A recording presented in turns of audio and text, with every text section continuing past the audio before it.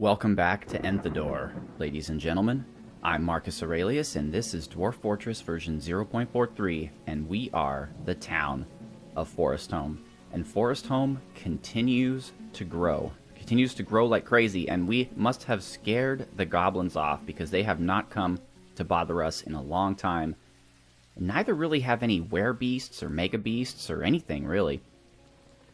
We are slowly taking the wood off the ground here to clear this place out so we could do things with it. What else has changed? We built our noble's mansion here. Let's zoom in on that, actually.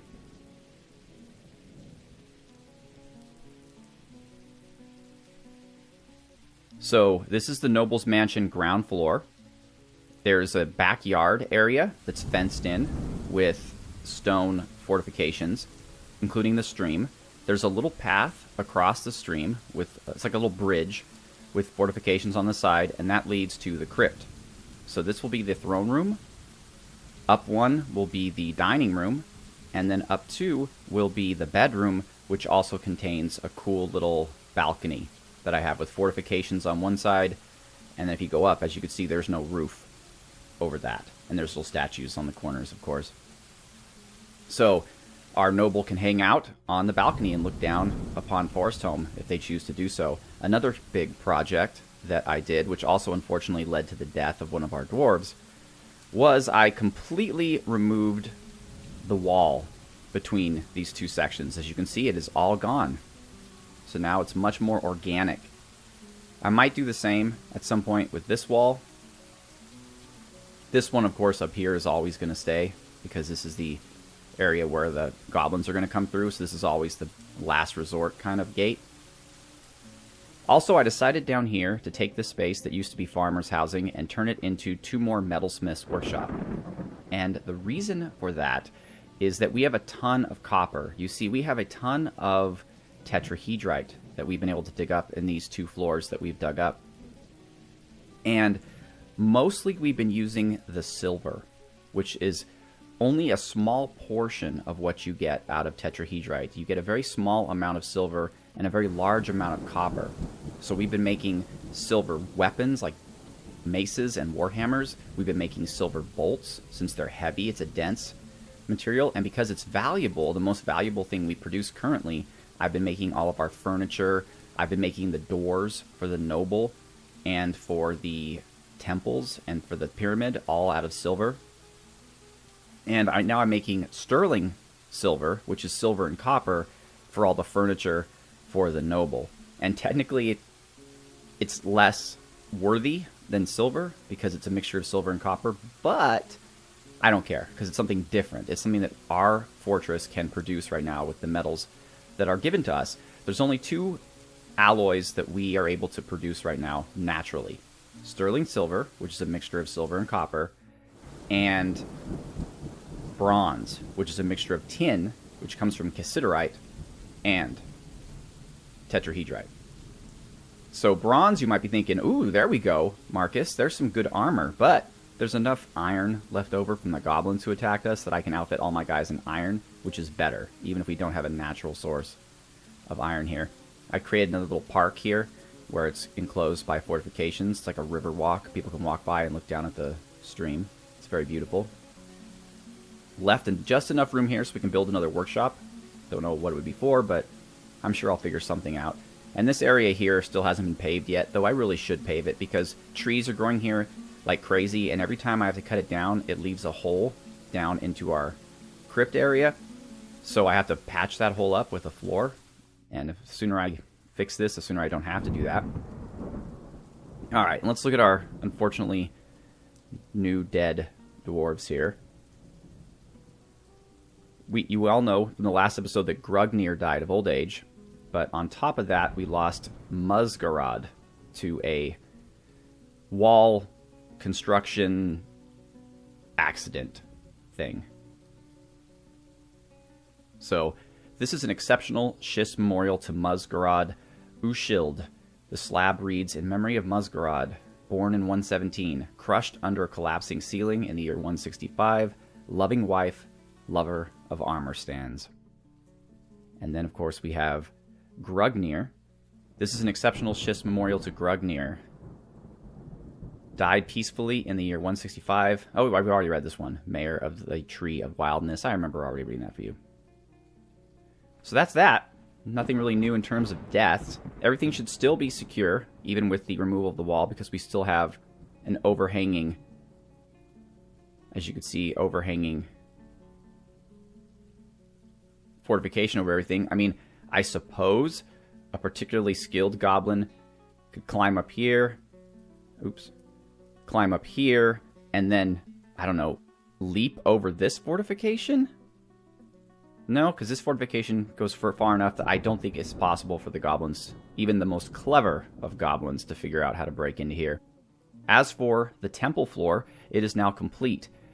I found a way to include 3 more temples of the same size. These are all 4, and this is 4, 4, and 4. And these 2 share this door with these 2, and this one has its own silver door. So I'm currently creating a statue for Langud, but as I mentioned, our metalworkers are going very slow. That's why I'm putting more of them. So that statue hasn't been produced yet, but Langud will go here, and then we only have 2 left. I believe the 2 we're missing are Staghill, who is the god of hunting, and Zephon the White, who is the god of fire. And once that's done, we will have the entire Oaken Flag's pantheon represented in our temple. Although it's not as glorious a temple as I had originally hoped. I wanted to give them all lavish, giant rooms. They don't even have chests or dance floor space. I think in a future fortress, maybe the next one or the one after that, when I have more room because I'm underground, I'm going to go with big temples for everyone, where they're each going to have their own dedicated priest or priestess, and they're each going to have like a lot of room. That should be something. You know, you can tell when you're assigning temple space how many of your dwarves worship each of the gods. So maybe we can just pick the, we'll just do one at a time, but we'll pick the one that has the most worshippers and then go from there. That's an idea for the next fortress. All right, but I did bring you back for a reason. This is the next floor here. As you can see, it's getting really tiny. I've got the pump working, and I'm working on the grading here. Honestly, I don't know what to do with this floor. Now that I've built a noble's place, I guess we can store our artifacts in this little alcove here. And then the next floor will just be maintenance. It'll be an area for the water to come from here to here, and then that'll be it. We'll just keep building it up on the outside, but on the inside, it won't be big enough for anything. We will not create a hall of history, so to speak, like I do in my other fortresses, where I leave pillars of stone to be engraved with stuff going on that year. First off, we're already like, I don't know, 7 years into this. I'm not entirely sure, but we're far into it. I don't even remember what happened in each particular year. So to make statues would be very difficult. So we're just going to skip that part for this fortress, but that's all right. The real reason I brought you back, though... Oh, and the dining hall is looking nice, too. We've got copper. We're actually using our copper here because we have so much damn copper. We're going to make more tables here, and that will be that for the dining room. Considering that there is also a minor dining room here, and there's, of course, the tavern up here, the dining room is not as full as you would expect it to be, so that's fine. It doesn't have to be any bigger than that. I did, however, remove this dining room, so we can do something else with this room when we determine what. And I used my construction as an excuse to put some more statues up on the top of the 2 metal smiths workshops and the overall, the main, I guess, town hall before the pyramid was built. Our 2 new metal workers are Old Beardo, who's actually a blacksmith, but I currently have him also doing metal crafting, and Alex the Less Great, who is our metal crafter, but I'm also having him do... Actually, I don't think I'm having him do any blacksmithing. I think this particular forge down here, I've restricted to just blacksmithing and metal crafting, but I think this one I've restricted to just metal crafting. Yep. So, Alex the Less Great, I'm not trusting him with blacksmithing because he's just not very good at it. He's just doing metal crafting. But Old Beardo is a great blacksmith, but also we're not constantly making furniture. Actually, we are right now, but we won't always be. And crafts, they can be crappy, because even a crappy craft you could sell, and it gets the metal out of your fortress, so it's worth it to me. And then finally, Nathan Jessup, our main guy. I've been wanting to restrict him just to weapons and armor, but I'm also giving him some blacksmithing. for the time being as well, because he did actually manage to get sort of good at that. What else? I allowed a troop of entertainers to stay because they had a great name. I wonder if they're still listed here. Okay, it doesn't. That's too bad. Oh, by the way, our shrines are called the Shrine of Mountains, the Shrine of Metal, the Shrine of War, the Shrine of Treasure, the Shrine of Fate, and the Shrine of Poetry, which are what each of those gods represent. But they're not going to tell us. That is a shame. There was a troop of dwarves, and I let them all stay because they had the coolest name. That really makes me sad that I can't find out their name anymore. Now that they've actually joined, because that would have been fun. What do we have currently performing here? We have a human bard, 2 goblin dancers, a dancer of indeterminate species, and then a ton of mercenaries. Yes, that's one of the reasons for this episode, actually, is that I have allowed enough mercenaries to come and stay with us that it is time to create a mercenary squad. But the first thing we need to do is we need to determine who will lead them. So what I've chosen to do is, since this is going to be a melee squad, even if the mercenary is a ranged mercenary, I'm still going to use them for melee purposes. They could hit people with their ranged weapon, I don't care. I need a leader who is going to be part of the fortress. You can't make a mercenary a noble. So what I've done is I've gone to Dwarf Therapist, and I'm looking at the Stonehilt's Slayers, right, since they are our melee squad. And I'm looking to see who among them has the most leadership, with the exception of Kaladin, who's their actual leader. Well, actually, technically Logan Stonehilt is their leader. And he has 58 leadership. There's actually people here that have more leadership than him, including Kaladin.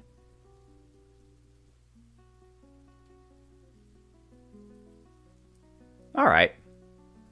I mean, this squad is going to be kind of a sacrificial squad. I mean, I'm not going to send them out fighting without the Slayers to back them up, so they should be okay. So we're going to remove Kaladin from the squad, first of all. And now what we're going to do is we're going to go back to Dwarf Fortress, and we're going to create a new squad led by Kaladin. Boom, there's Kaladin's squad. And now we're going to go to military, and we're going to create a squad. Let's go with Stonehilt, which is basically just our melee setup. It doesn't really matter because the mercenaries, I think, wield their own stuff. But we're going to call them Kaladin's Killers. I know that's not very clever. But yeah, it starts with a K. I like the alliteration. I try to use it whenever I can. Alright. So that's Kaladin's Killers. And of course, Kaladin should be in it. I don't understand. I thought I created the squad from him. But I guess not. So where are you, Kaladin? I'm going to look through this whole thing, aren't I? My computer, which some of you might recall I custom built this summer, is starting to rattle a little bit. And I know this is so hilarious. It's like from a comedy movie, but the way for me to get it to stop is I just smack the top of my computer with my fist, which probably isn't good for it, but it does stop the rattling temporarily. I'm going to need a solution, though, to get rid of it purposefully and for a long time, because it really is bad for the recording, especially because my microphone records everything. Like if someone sneezes next door, I pick it up on the microphone. It's crazy. In fact, I'm actually thinking of getting a crappier microphone, which will overall lower the resonance of my voice and my audio quality, but it will at least allow you to hear my voice clearly and not hear every other little breath I take and every creak and noise from around here. And I'm not finding Kaladin here. Good lord. There he is.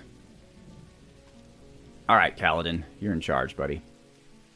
So we're going to go back to Therapist, and we're going to read the dwarves. Alright, so now we have Kaladin's Killers, led by Kaladin. Well, first off, we need a Stonehilt Slayer.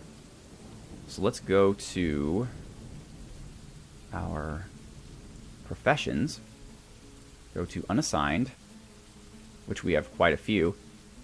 And let us see if there's... Let's go with actual skills. Let's see if anyone actually has any military skill out of this group.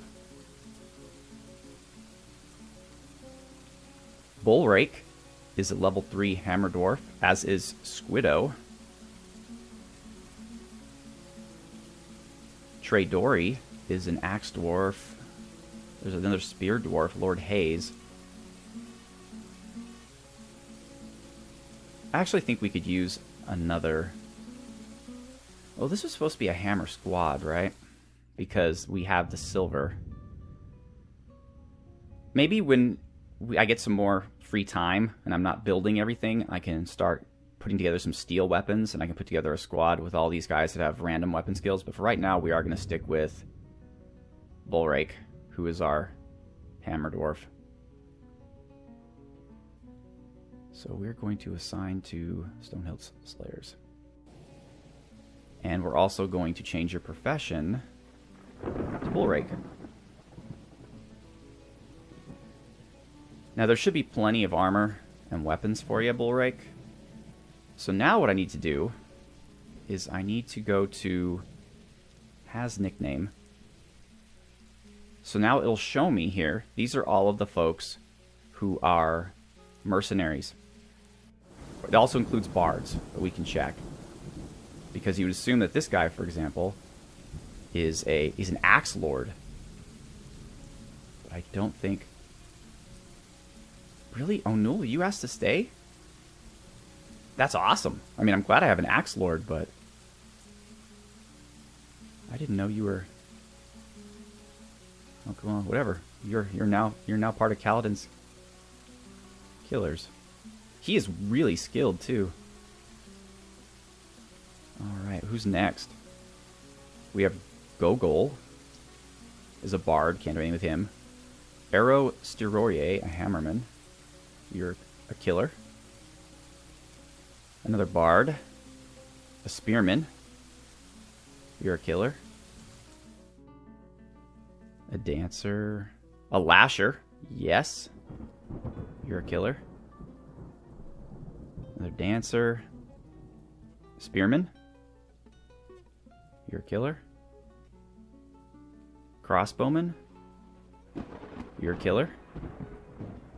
Another spearman. I don't remember having all these guys actually ask to join. I wonder if I'm screwing something up here. Like, I wonder if this is all the people who are visiting and not just the ones I've allowed to join, and they're gonna like leave, or I don't know. Or maybe you can forcibly conscript them while they're hanging out at your fortress, even though they haven't actually asked to stay.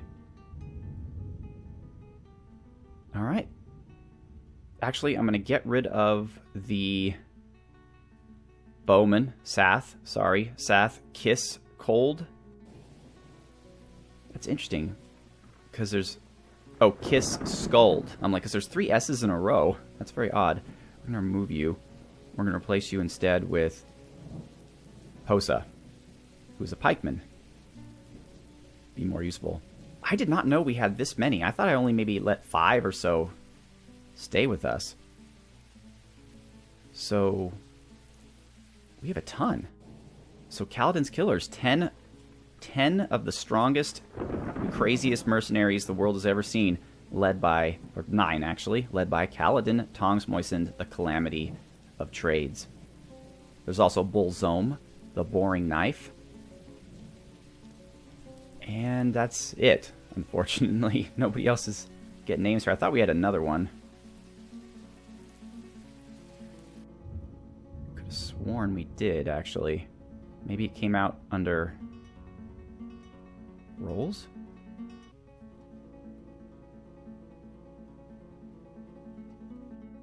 No, I guess not. Not a problem. Alright, so that's great. We've got our entire new squad set up. So let's go into here. And Kaladin's killers, let's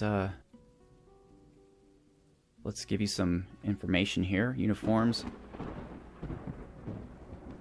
I kind of want you to come as you are. Let's see. Uniforms. So right now they're all set up with the stone hilt. Uniform set, I'm pretty sure. Equip. Yep. And with no weapon selected. So what I'm going to do here... Did I give Kaladin a artifact weapon? I don't think I did. So everyone's just going to get individual choice melee. Okay, weapon, individual... Oh, damn it. You know what? I'll do this part off camera. I'm not going to waste your time with it. But I'm going to basically, that's what I'm going to do. I'm going to have everybody in the squad set up for individual choice melee. And we're going to set you up to active training, which means your schedule... Okay. Train 10 minimum. Yep. Works for me, Kaladin's Killers. You guys are all set up. Might as well just quickly give you another food, though. Come on. There we go. Alright, and I'll give them all... Oh yeah, let's assign them to whatever weapon they feel the most comfortable. I wish when you put together a mercenary squad, it would just not allow you to even mess with them. Because obviously they come with their own weapons and armor and whatnot. But, alright. So that's just one step. Now the next step is we need to figure out who is going to be our noble. Because it is now the summer, and the diplomat is going to come in the fall. And it's going to tell us, hey, we want you to join the civilization. So, we need to find a noble who doesn't have unusual tastes. Like, basically, who's not going to demand a bunch of crap that we do not want to produce, but also is not going to love something that we want to export. Like crafts, for example. So, that's one part of it. And because I'm making sterling silver furniture, it would also be nice if this person really enjoyed sterling silver. So let's go with profession. I would prefer it to be an unassigned. And let's go with... I don't even know where to go with this. Like, is there a way you could search for, like, I don't know, sterling... No, that's only searching for people's names.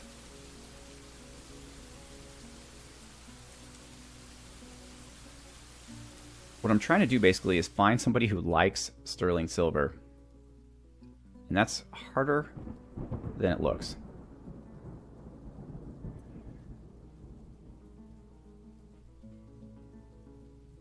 Preferences. Alright, so we can just kind of scroll down here and it says the materials here. We'll just see if anybody... Can I just push the down arrow? Nope. Oh, well. Okay. It'd be really neat if there was an easier way to do this. Nickel silver. Not quite.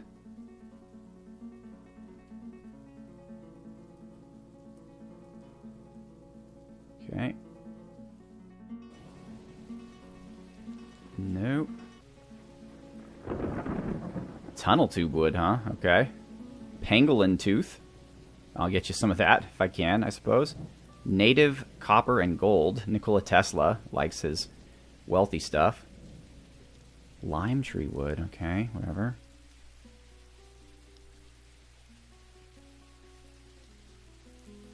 Hematite.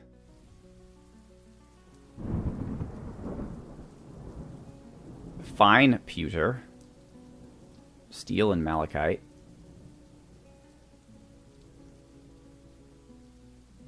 Copper. Okay. Phoenix likes copper. Well, worst case scenario.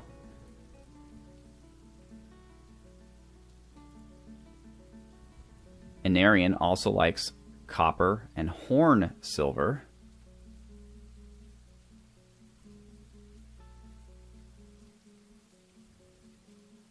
This Fidge likes regular silver.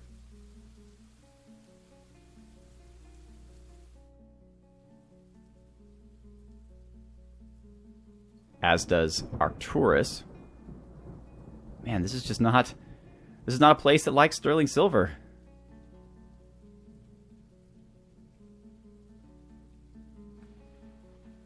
Narwhal leather. Okay, Davian. It's a little... interesting. Green glass. You should go to Sandpillar. They'd love you there. Lay pewter.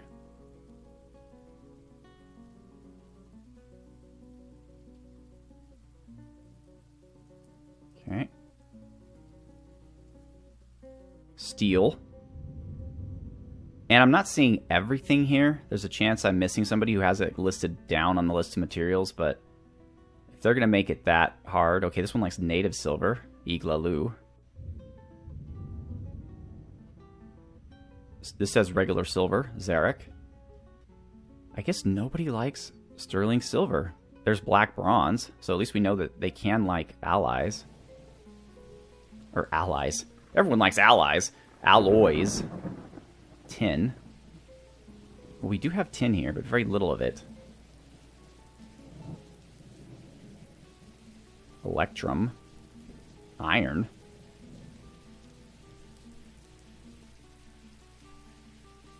Pig iron. Lead. Giant impala hoof. Okay, Tarilla beer. Nickel silver. Ivan Flamebriar. Nope, that's just silver, I think. Black bronze. Native something. Either way, it's not going to help. Sardonyx. Alright, so look at that, folks. Like, I mean, we have a bunch of people here to go through, but it looks like nobody likes sterling silver around here. Fine pewter. Krug Smash. He likes zinc. What items do you like? Slabs? That's all you like is slabs?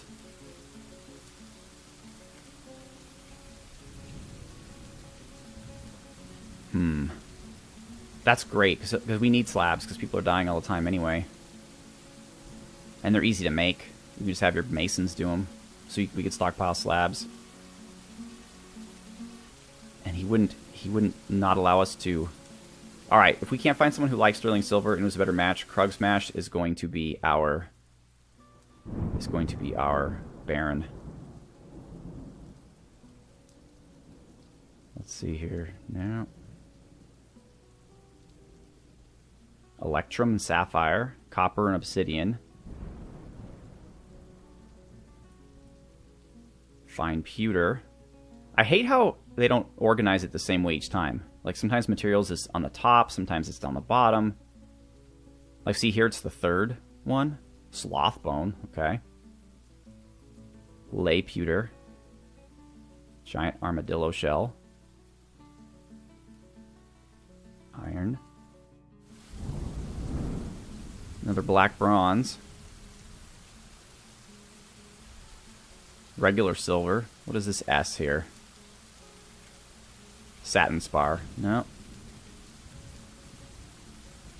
Fine pewter. Gray squirrel leather. I'm really just doing this now just to prove that nobody in this entire fortress likes sterling silver, which is the one alloy that we're completely set up to make. And also, if the person who works on Dwarf Therapist by any chance is watching, that'd be awesome if you can do a search of your dwarves based on the stuff they like. So you can type in like the fragrance of rhyme and it'll pull up this guy, or a material type. That would be awesome. If you know this guy, let him know. Or girl, could be a woman, I don't know. Let him know, regardless of who it is. Lay pewter again. Steel. Nickel silver, okay. Kimberlite. Okay, good luck. Cobaltite. We have plenty of that. Fine pewter. Nickel. And clear diamond. More fine pewter. Brass. Alright. No one. So, congratulations, Krug Smash. You are our... What would is your profession, I guess? You're going to start off being a Baron. So we'll put you at Baron.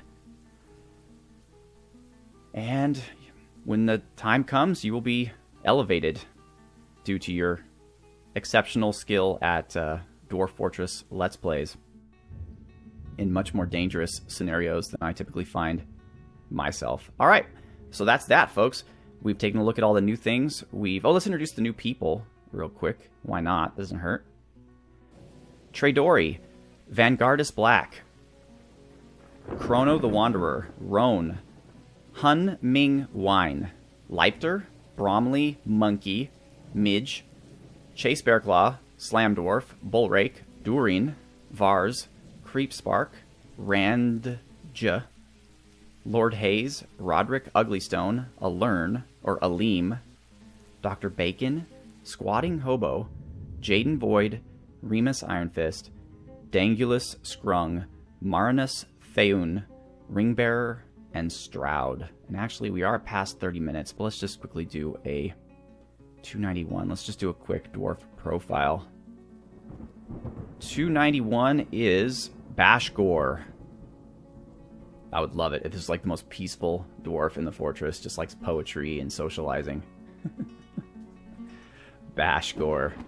Bashgor is actually a farmer, one of our agrarians, and is currently sleeping.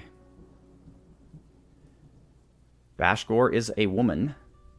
Bashgor is a worshiper of Langud and is on friendly terms with a number of people, but no family and no real friends.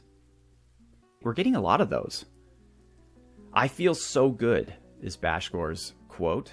However, she has recently felt vengeful when joining an existing conflict. Oh yeah, there was apparently a tavern brawl, which caused the human merchants to run away.